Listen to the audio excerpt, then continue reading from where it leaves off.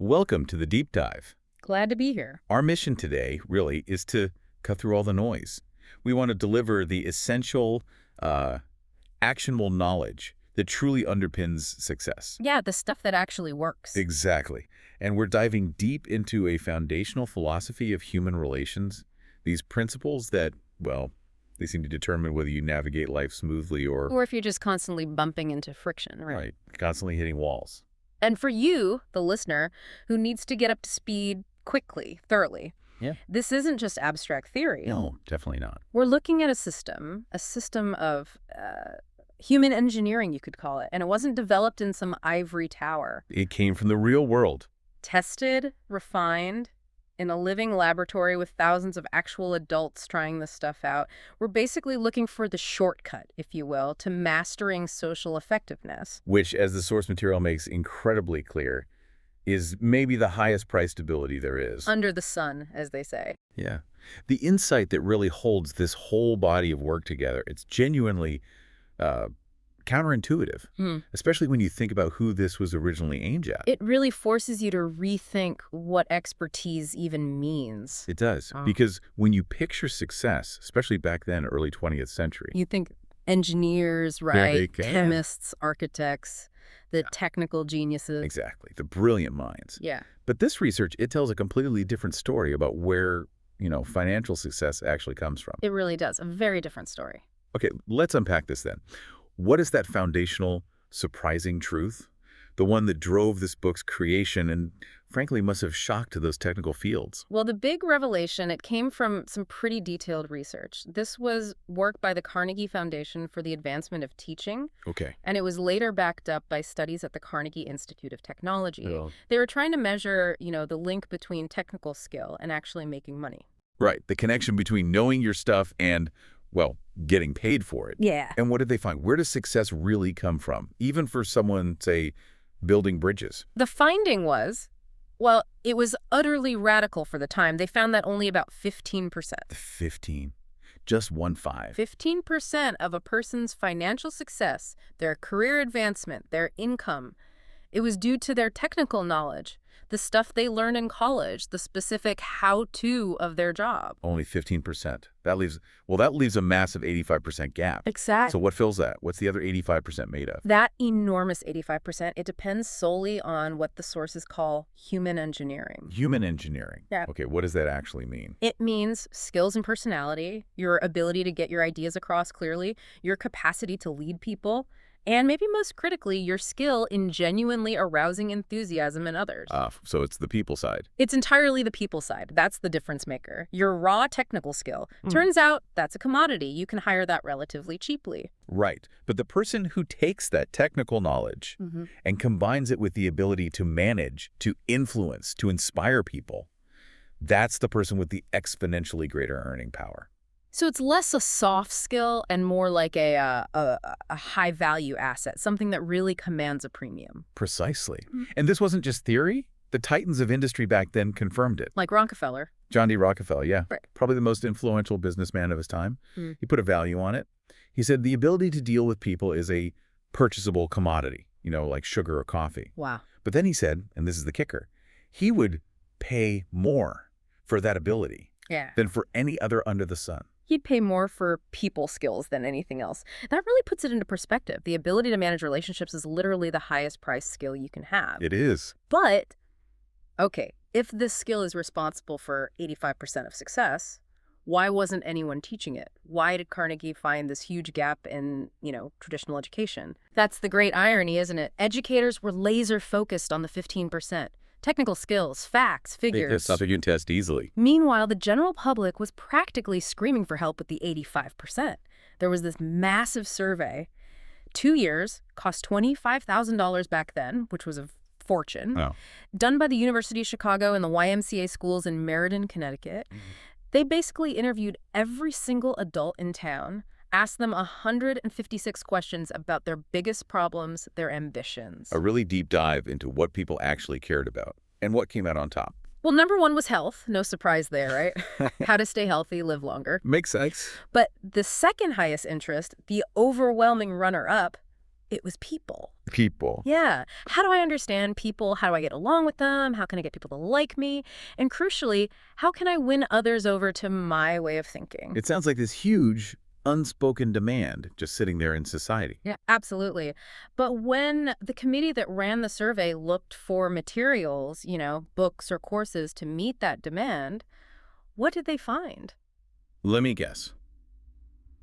Not much. Practically nothing useful. The books were academic, philosophical, way too theoretical. One of the world's leading experts on adult education at the time flat out told them, look, I know exactly what those adults want, but the book they need, it hasn't been written yet. Okay. So that sets the stage. That explains why this material we're talking about isn't just some guy's opinion. Exactly.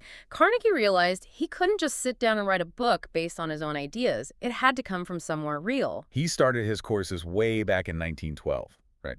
And initially it was just public speaking. That's right, just helping people stand up and talk in front of others. But he quickly saw the bigger need wasn't just speaking, it was, well, the whole fine art of getting along with people. So how did he make sure this was the book that needed to be written? How did he build it? He set up what he called a living laboratory, a laboratory of human relationships. The book, as the source says, it wasn't really written in the usual sense.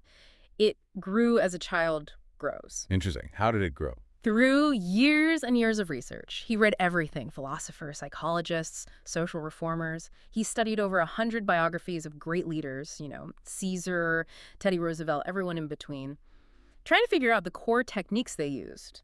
So a lot of reading, but it wasn't just books, was it? He talked to people too. Oh, yeah. He personally interviewed scores of famous, successful people. Marconi, the inventor, Edison, Franklin D. Roosevelt, even movie stars like Clark Gable trying to pull out their secrets of influence. Okay, so deep research, but the laboratory part, that sounds like more than just reading and interviewing. That was the key. The real power came from his classes. He'd introduce a principle, a technique to his adult students. Either working adults, right? Business people, professionals. Yeah. It's exactly. Facing real world problems. And he'd tell them, okay, here's the principle. Now go out this week and try it. Use it in your toughest situations, professional and personal. And they had to report back. They had to come back to the next class and report the results, what worked, what didn't, how people reacted. This wasn't some academic exercise. It was a practical manual refined over 15 years. 15 years. 15 years of constant, rigorous testing and feedback by thousands of adults applying these ideas under pressure. It started literally as a set of rules on a postcard. Just a postcard. Then a small pamphlet. Then bigger pamphlets. Only after years of seeing proven, repeatable results did the full book emerge. The methods work because they were forged in the fire, basically, field tested. And the results people got were pretty dramatic, weren't they? I remember reading about an employer had over 300 workers. Yeah, that story's amazing. This guy went from being this hostile, feared boss people would literally cross the street to avoid him, to becoming someone they felt was a friend, someone they called by his first name. And it wasn't just about being liked. Yeah. He found he made more profit, had more leisure time, and maybe most importantly, he found infinitely more happiness both at work and at home, just by applying these principles. It literally changed his life. And there was another one, an executive in his 60s. Facing demotion, because he was so belligerent, so difficult to work with, applied these techniques, and instead of getting demoted, he got a promotion and a raise. It really does sound like the magic the source talks about. These aren't just suggestions, they're tools for transformation. They really are. Okay, here's where it gets really interesting. Because if these principles aren't just, information to absorb, but a whole new way of behaving, requiring new habits. Right, it's about doing, not just knowing. Then what specific, almost mechanical actions do you, the listener, need to take? How do you make sure this material actually sticks? Because just reading it once clearly isn't going to shift that 85%. That's such a critical point. The philosopher Herbert Spencer put it perfectly. The great aim of education is not knowledge, but action. Action, not knowledge. If we treat this deep dive like just, passive listening, we're honestly wasting our time. You've got to approach this like a working manual, something you use to build fundamental new habits. Okay, so it's more than just remembering a list of rules. What's the absolute number one requirement for actually mastering this? The one thing you absolutely cannot do without? It's what Carnegie stressed above everything else. Yeah. You need a deep, driving desire to learn. a really vigorous determination to increase your ability to deal with people. A deep, driving desire. Without that hunger, that real want to improve, none of the techniques will matter. They just won't stick. But how do you cultivate that? I mean, it's easy to say, yeah, I want to be better with people, but turning that vague wish into a burning need, Yeah. that's harder. You have to constantly visualize the payoff. Picture exactly how mastering these skills is going to help you, how it will lead to a richer life, a fuller life, happier, more fulfilling. Connect it to your own goals. Absolutely. Think about it. Your popularity, your happiness, your sense of self-worth, and yes, ultimately, your financial success. The source argues they all depend, to a huge extent, on your skill in dealing with people. That 85% again. That 85%. If you really internalize those stakes, understand what's on the line, the desire will come. You'll want to put in the work. Okay, so motivation first.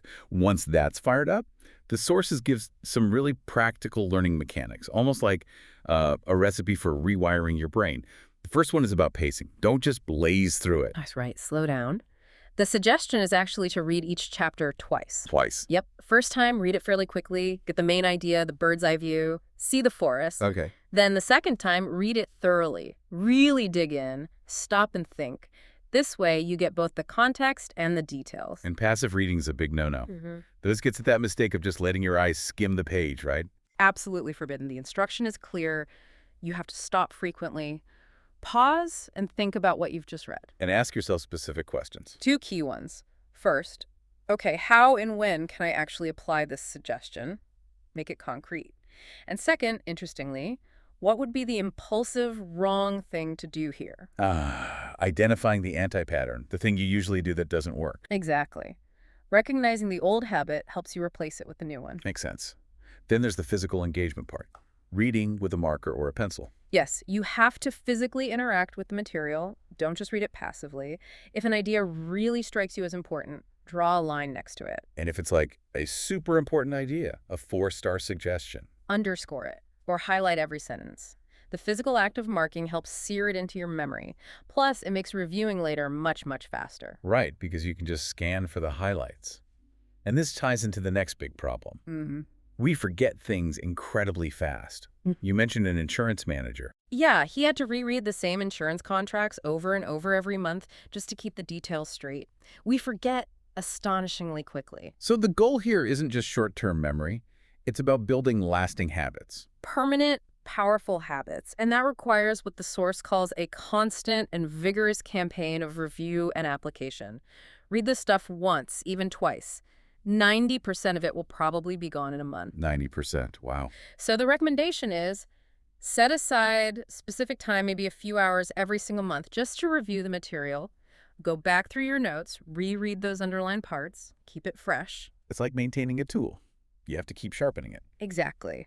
And that leads right into the learn by doing part, the core of that whole laboratory idea. Bernard Shaw had that great line. If you teach a man anything, he will never learn. Right. Because learning isn't passive reception, it's active application. Only knowledge that you use actually sticks. So they're forming new habits. This is really about creating a whole new way of life, isn't it? It is. And the challenge is when you're actually in a difficult situation, a tough client, your kid's having a meltdown, you're arguing with your partner. Your gut reaction kicks in. Your natural impulsive reaction is almost always the wrong one, according to these principles. It's usually criticism or argument. So the new habit you need to form is what? Hesitation? Hesitation. That's a great way to put it. Pause just for a second.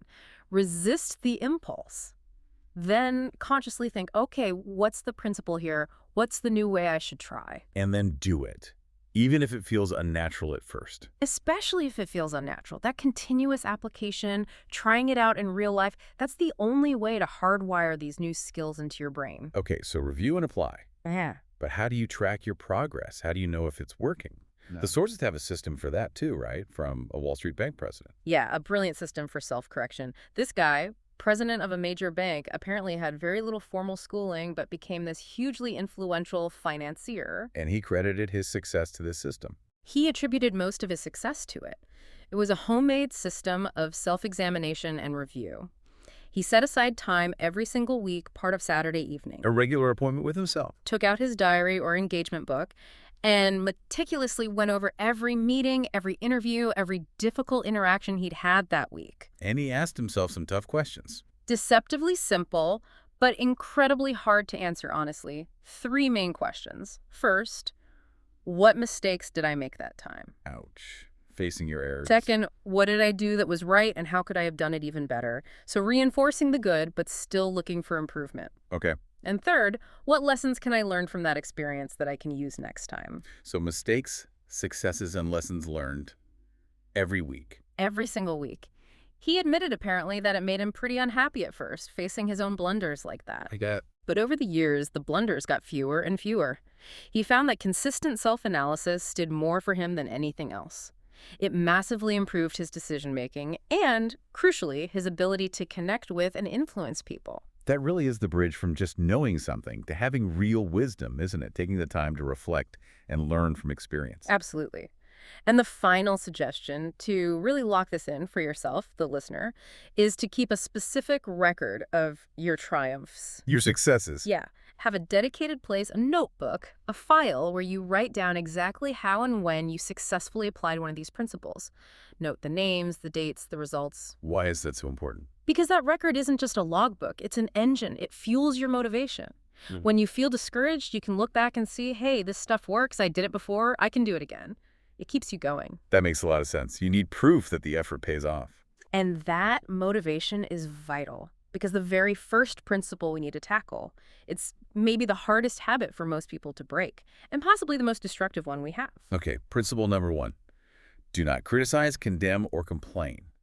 Now this sounds, well, it sounds nice, but it also sounds a bit unrealistic, doesn't it? How so? Well, if someone messes up a subordinate, your kid, a colleague, don't you have to criticize them? Isn't that necessary for accountability? If you never criticize, aren't you just, letting bad behavior slide? That's exactly the right question to ask. It's healthy skepticism. And the source isn't saying you ignore problems or avoid accountability. Okay. But it defines why criticism specifically as a tool for influence is almost always futile and actually quite dangerous. Futile and dangerous. Why futile? It's futile because the very first thing criticism does is put the other person on the defensive instantly. Their immediate reaction is to justify themselves, to explain why it wasn't their fault or why they did what they did. Right, they shut down to the feedback. Completely. And why is it dangerous? Okay, why dangerous? Because it attacks the things people hold most dear. Their pride, their sense of importance. Criticism wounds their self-regard, and it instantly sparks resentment. Yeah. And that resentment isn't fleeting. It can simmer for hours, days, even years. Decades sometimes. Remember B.F. Skinner, the famous behavioral psychologist? Basically, yeah. Skinner box, pigeons. That's the one. His research showed pretty conclusively that rewarding good behavior is far more effective and the learning lasts longer than punishing bad behavior. Criticism is a form of punishment. So it doesn't actually change the behavior long term. Rarely. It mostly just damages the relationship and usually makes things worse. And there was that quote from Hans Selye, the endocrinologist. Yes, he nailed the core psychology. Selye said, as much as we thirst for approval, we dread condemnation. We dread condemnation. That dread is so deep-seated, so fundamental, that it drives people to incredible lengths of self-justification. It makes your well-intentioned, logical criticism just bounce off. They can't hear it because the dread is too strong. And to prove just how deep this need for self-justification runs, the source uses some extreme examples, right? Like notorious criminals. Exactly. It looks at the absolute extremes to show this isn't just about minor disagreements. Take Two-Gun Crowley. Remember him? The pop killer. Yeah. Trapped in an apartment, shootout with police. 150 police officers outside, machine guns blazing. And in the middle of this chaos, what does Crowley do? He takes the time to write a note, addressed to whom it may concern. And what did he say? In his last moments, basically. He painted himself as a victim. He wrote, "Under my coat is a weary heart, but a kind one that would do nobody any harm." After just killing a cop, he saw himself as kind. Kind and harmless. And later, when he was facing the electric chair, his final words were something like, "This is what I get for defending myself." Still justifying, still blaming others. Wow. And Al Capone, too. Same story. Al Capone, public enemy number 1, genuinely saw himself not as a gangster, but as a public benefactor who was unappreciated and abused by the system. He felt he was just providing a service people wanted.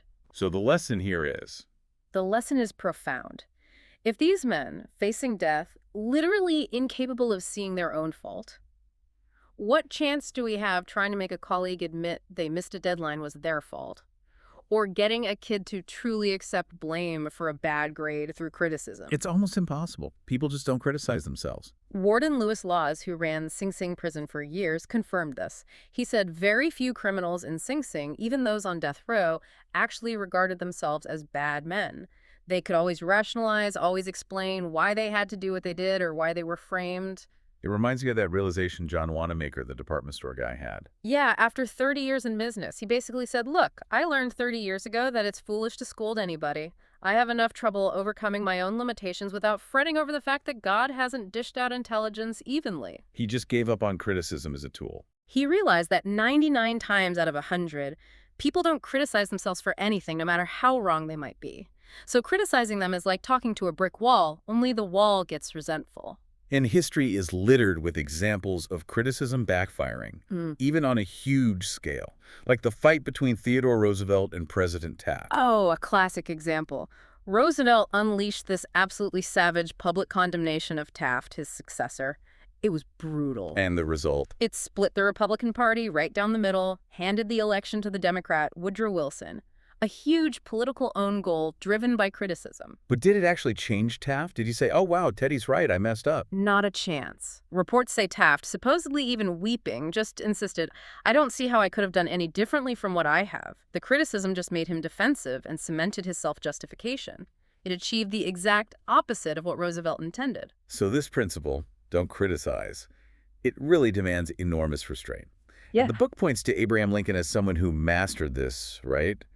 But he had to learn it the hard way. The hardest way imaginable, almost. As a young man back in Illinois, Lincoln was apparently quite the opposite. He loved writing anonymous letters and poems that just savaged people he disagreed with. Really sharp satire. That doesn't sound like the Lincoln we know. No. And one of these anonymous letters, published in a local paper, absolutely infuriated a politician named James Shields. Shields demanded to know the author. And Lincoln owns up. He did. And Shields, being an honorable gentleman of the time, challenged him to a duel. A duel. Seriously. Seriously. And Lincoln, maybe trying to make light of it, or maybe because he was much taller, chose cavalry broadswords as the weapons. They actually met on a sandbar, ready to fight. Broadswords. That could have ended very badly. It was literally seconds away from violence before their friends managed to intervene and patch things up. But that single terrifying incident, it changed Lincoln profoundly. How so? From that day forward, the sources say, he almost never again criticized anyone for anything, publicly or privately. He learned the utter futility and danger of it. He adopted the motto, judge not, that you be not judged. And you really see that restraint play out during the Civil War, don't you? His generals. They made some catastrophic mistakes. Terrible blunders. McClellan, Pope, Burnside, Hooker, costing hundreds of thousands of lives. You can only imagine Lincoln's frustration, his agony. Yet publicly, and even in most private communications, he largely held his tongue. He focused on the future, not on blame. And the ultimate test of this was the letter to General Meade after Gettysburg. That's become almost legendary. It really is the masterclass in restraint. So Meade wins this huge, crucial victory at Gettysburg. Lee's army is broken, retreating.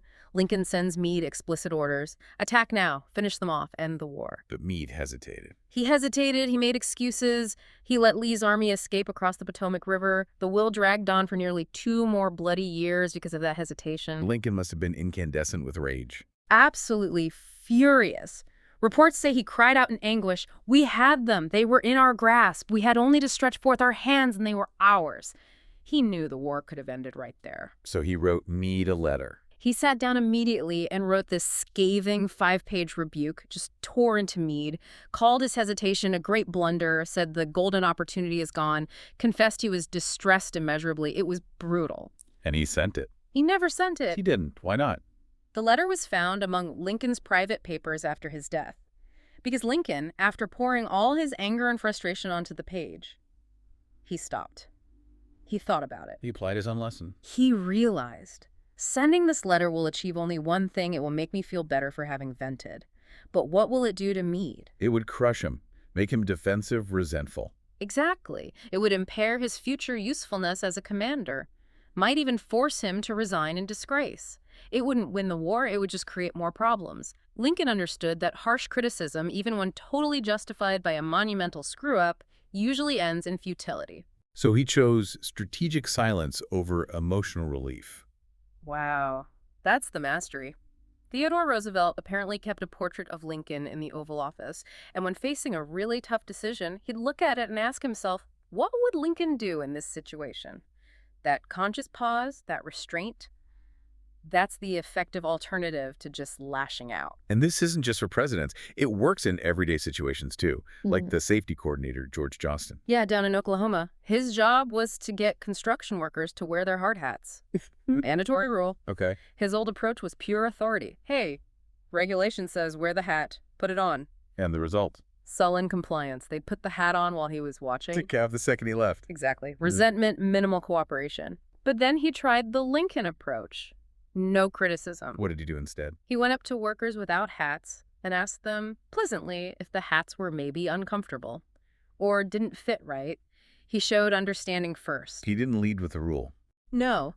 Then, still pleasantly, he'd remind them that the hat wasn't just some arbitrary rule, it was designed to protect them from injury on the job. He appealed to their self-interest and safety. And the outcome? Almost 100% compliance. People started wearing the hats willingly, without him having to police them constantly, because he approached it with understanding, not condemnation. It makes so much sense. Criticism is easy, isn't it? Any fool can criticize. It takes real character, real self-control to be understanding and forgiving instead, as Confucius said. Yes. Don't complain about the snow on your neighbor's roof when your own doorstep is unclean. Start with yourself. Focus on your own improvement before pointing fingers. Which leads us perfectly into the second fundamental technique. If we're not supposed to condemn, what should we be doing? What's the positive alternative? Exactly. If condemnation is what people dread most, then the opposite, tapping into what they crave most, is the real key to unlocking motivation and influence. And what is that deep craving? William James, the great psychologist and philosopher, called it the craving to be appreciated.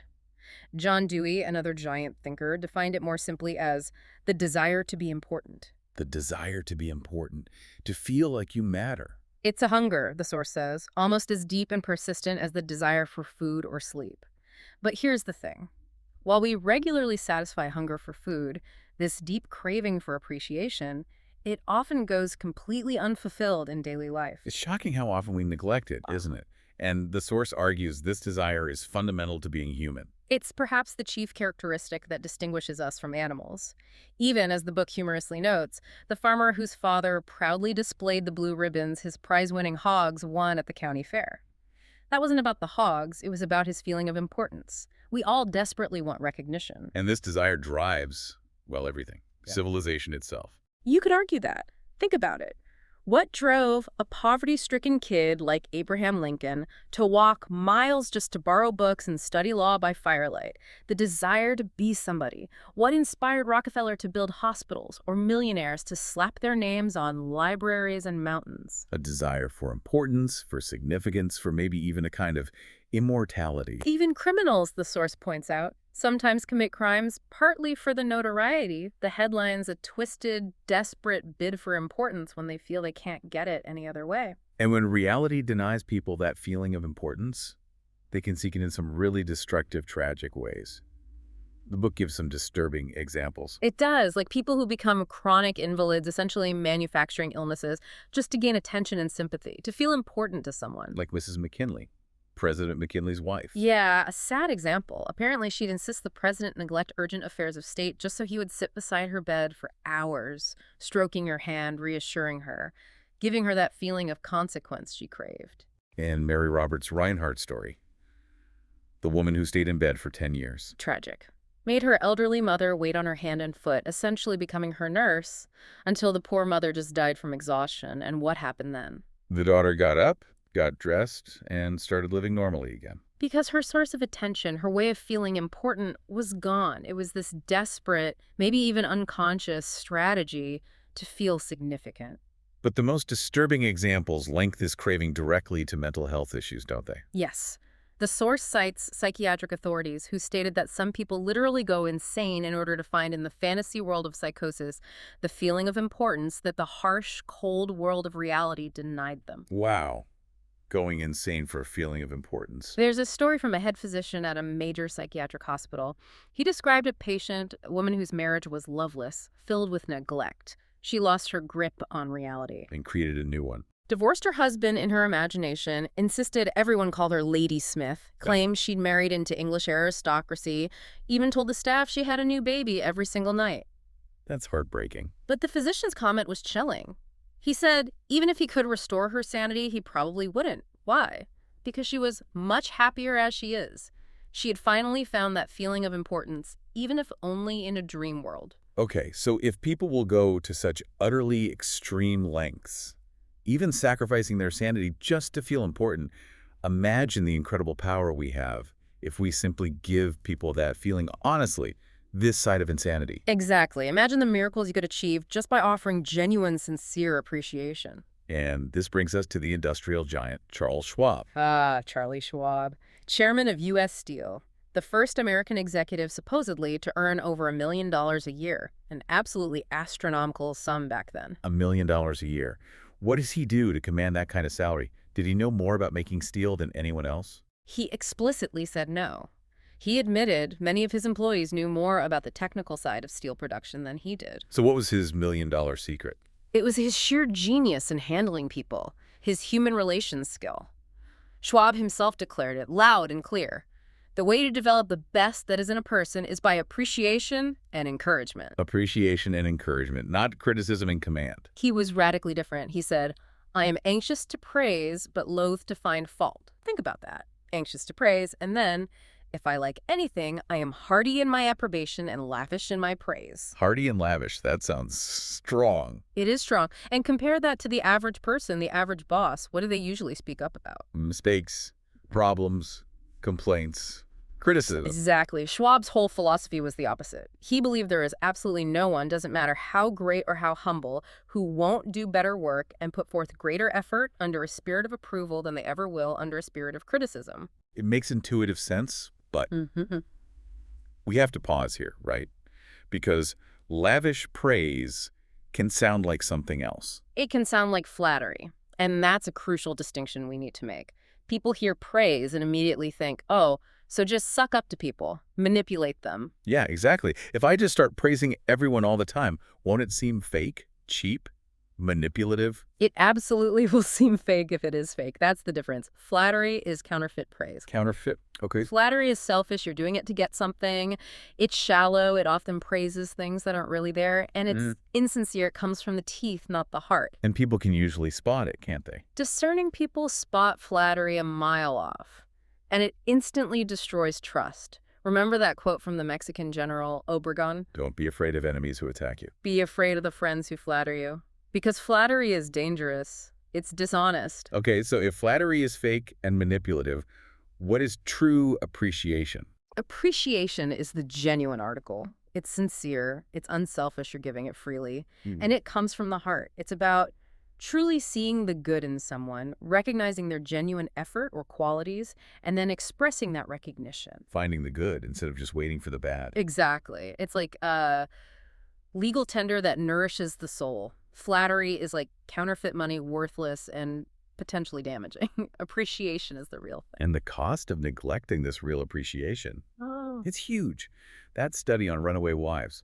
Devastating finding, wasn't it? The #1 reason cited by wives who left their husbands, not abuse, not infidelity primarily, but chronic lack of appreciation, feeling unseen, unheard, unvalued. Just feeling taken for granted. Wow. And conversely, think about the power of giving it. That simple story of the man in one of Carnegie's courses. His wife asked him for a list of 6 things she could change to be a better wife. Okay, that's a brave request. He thought about it. Then he went out, bought 6 red roses, came home, gave them to her with a note. And the note said? It said something like, I can't think of 6 things I would like to change about you. I love you the way you are. Oh, wow. That single act of positive recognition, of sincere appreciation, apparently completely transformed their relationship, shifted the whole dynamic. It's powerful stuff. Yeah. And maybe the most moving example is the story about Stevie Wonder. Oh, yeah. Paul Harvey told that story beautifully. It's about this young boy, Stevie Morris, blind from a young age. Right. And one day in school, the classroom pet mouse gets loose. Chaos ensues. The teacher needs help finding it. And she suddenly realizes Stevie, because he's blind, has developed this incredibly acute sense of hearing. He could hear things others couldn't. Exactly. So the teacher stopped the class and said, basically, listen, everyone, Stevie is the only one here with hearing good enough to find that mouse for us. She publicly appreciated his unique gift. And that was significant for him. It was apparently the first time anyone had ever shown sincere appreciation for his hearing, for something related to his blindness that was actually a strength. It wasn't pity, it was genuine recognition of a skill. And that moment, That single moment of appreciation, the source suggests, was pivotal. It focused his attention, maybe for the first time, on developing that unique gift. It set him on the path to becoming, well, Stevie Wonder, one of the greatest musical talents of our time. appreciation didn't just make him feel good. It helped him find his life's work. It focused his talent. It's an incredible illustration. We spend so much time making sure our kids, our employees, our partners have food, shelter, the physical necessities. But how often do we feed their spirit? How often do we give them those kind words of appreciation that, as the source says, could sing in their memory for years? We just neglect it or forget. It really brings home that old saying, doesn't it? The one about passing this way only once. I shall pass this way but once. Any good, therefore, that I can do, or any kindness that I can show to any human being, let me do it now. Let me not defer nor neglect it, for I shall not pass this way again. We should make that kindness, that sincere appreciation, the default setting. Absolutely. And moving from that general spirit of kindness to more targeted influence, that leads us directly into the third fundamental technique, the real master key to getting cooperation. Okay, let's start with that fishing analogy you mentioned earlier. From Maine, was it? Yeah, Carnegie loved that story. He said, personally, he was very fond of strawberries and cream, loved them. Okay, who doesn't? But when he went fishing up in Maine, for some strange reason, he found that fish prefer worms. Fish don't go for strawberries and cream. Shocking.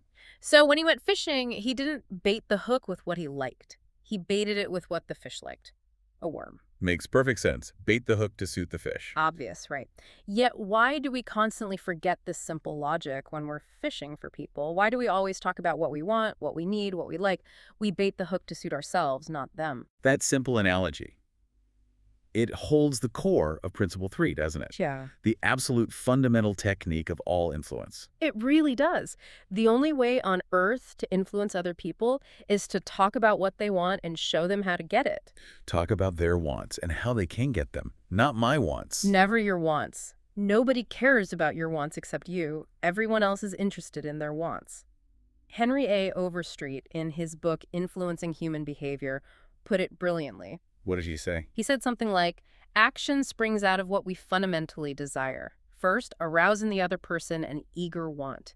He who can do this has the whole world with him. He who cannot walks a lonely way. Arouse an eager want in them. If you can do that, the world is yours. If you can't, you're alone. That's powerful. It is. And the source claims that 90% of people ignore this fundamental truth 90% of the time. 90% ignore it 90% of the time. So we're constantly just talking about ourselves, our needs, our deadlines, our budgets, our rules. Without ever pausing to think, wait, what does this person actually want? What are their desires? What motivates them? And the beauty of this principle is that it works in all sorts of situations, even really stubborn ones, like with kids. That story about Stan Novak's son, Tim. Oh, a great example of Principle 3 in action. Little Tim was supposed to start kindergarten the next day, and he was having none of it. Kicking and screaming on the floor. Yep. Refusing to go. Total meltdown. Now, the normal impulsive reaction from the parents would be what? Order him to go. Threaten him. You will go to kindergarten. Appeal to their desire for him to be obedient. Exactly, baiting the hook with what they want. But Stan, Tim's dad, remembered Principle 3. He paused, and he tried to see it from Tim's point of view. What would make a 5-year-old want to go to kindergarten? Fun stuff, right? New experiences. Fun stuff. So Stan and his wife sat down and listed all the exciting things Tim would get to do. Finger painting, singing new songs, making new friends, playing games. They focused on the benefits for Tim. Then, instead of ordering Tim to go, the whole family started doing one of those fun activities themselves. They got out paints and paper and started finger painting at the kitchen table. Making it look like the best time ever. Laughing, having a blast, acting totally absorbed in it, just modeling the fun. And Tim. Little Tim, hearing all the fun, cautiously peeked around the corner, curious. Naturally. And his parents said something like, "Oh, sorry, Tim, you can't do this yet. You have to go to kindergarten first to learn how to finger paint." Ah. They turned it into a coveted privilege. Something he had to earn by going to school. Exactly. They used his natural curiosity, his desire for fun, his fear of missing out. They successfully aroused in Tim an eager want to go to kindergarten, a want that no amount of arguing or threatening could ever have produced. And what happened the next morning? The result was amazing. The next morning, hours before the school bus was due, Stan found Tim fast asleep. In the living room armchair, fully dressed, waiting. Because as Tim apparently mumbled when woken up, he didn't want to be late for kindergarten. He now wanted to go. That is true influence. Not forcing, but engineering a want. It's brilliant. It really is, and it works with adults, too. Andrew Carnegie himself used this on his own nephews. The ones at Yale who wouldn't write home? Yeah, apparently they were terrible correspondents, too busy being college students. So Carnegie made a bet with someone. He wagered $100, a lot of money then, that he could get a reply from them by return mail without even asking them to write. How did he plan to do that? He wrote them just a simple, chatty letter, friendly news, asking how they were, standard stuff. But then, in the postscript, the P.S., he casually mentioned, by the way, I'm enclosing a $5 bill for each of you. Hitting them where they live. College students always need money. But here's the genius part, the essential trick. He didn't actually put the money in the envelope. He deliberately forgot to enclose the $5 bills. Oh, that's clever. So what happened? Replies came back by return mail, immediately. Thanking dear Uncle Andrew for his wonderfully kind letter, and of course, very politely pointing out that he seemed to have overlooked enclosing the promised cash. He appealed directly to their want the money and guaranteed himself a response. He showed them how to get what they wanted by replying. Exactly. He baited the hook perfectly to suit the fish. Henry Ford had a great quote that sums this up, didn't he? Connecting it back to overall success. He did, Ford said. If there's any one secret of success, it lies in the ability to get the other person's point of view and see things from that person's angle as well as from your own. See it from their angle first. That's the 85% skill again, isn't it? It absolutely is. But mastering it means constantly fighting our lifelong habit of only talking about ourselves, only seeing things from our angle. And the book gives a fantastic step-by-step example of this in practice.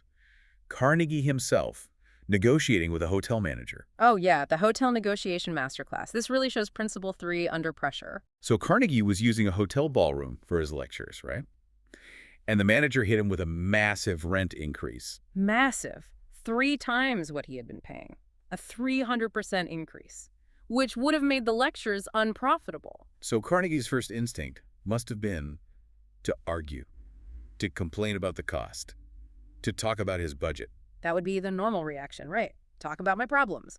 But Carnegie knew that would be useless. The manager doesn't care about Carnegie's budget. He cares about the hotel's profit. So what did Carnegie do instead? He went to see the manager, and the first thing he did was validate the manager's position.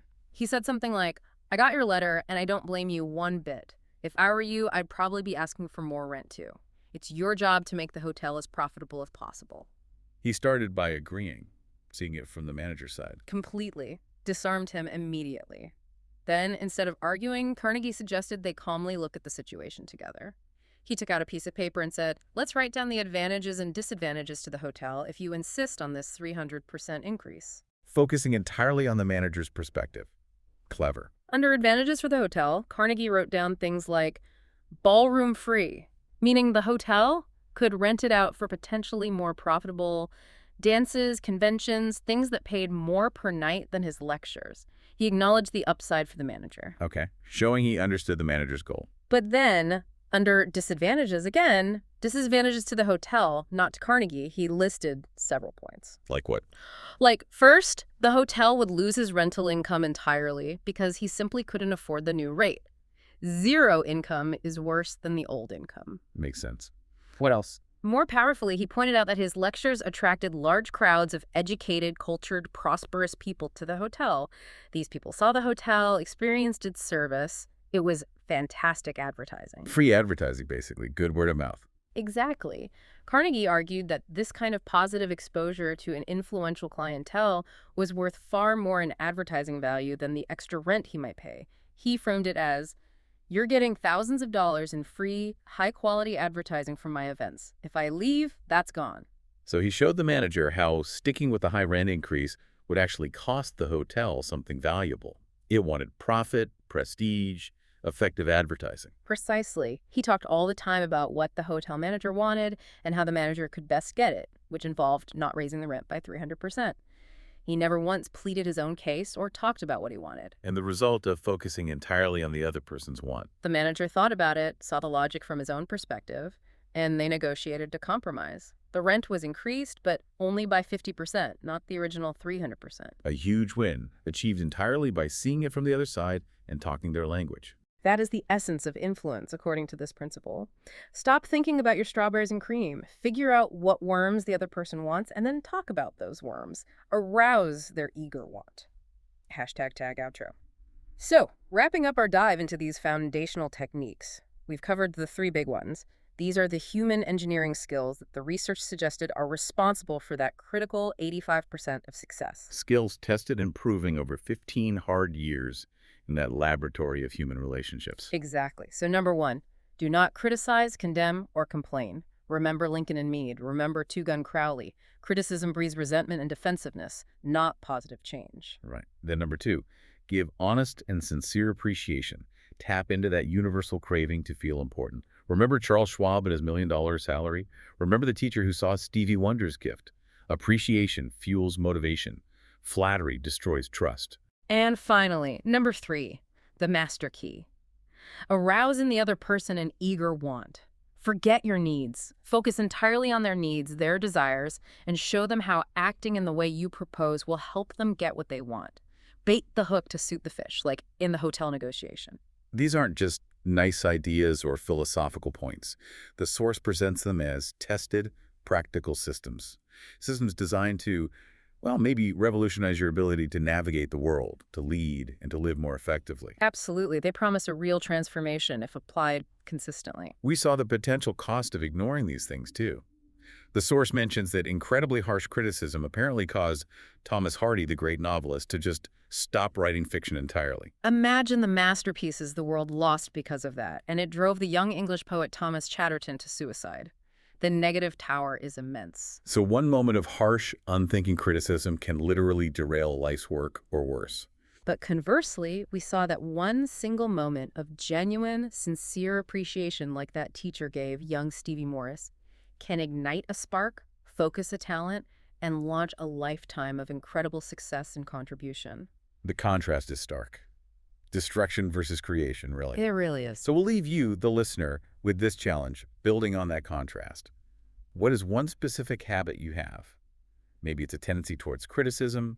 Maybe it's neglecting to offer appreciation that you will consciously choose to change in the next 24 hours. Just one small change. One specific action you'll take to consciously engineer a better outcome in one of your important relationships, either by withholding a criticism you'd normally make, or by actively seeking out something genuine to appreciate in someone. That conscious application, that's where the knowledge turns into real power. That's the action part. Think about it. What will your action be? It's worth considering. Join us next time for another deep dive.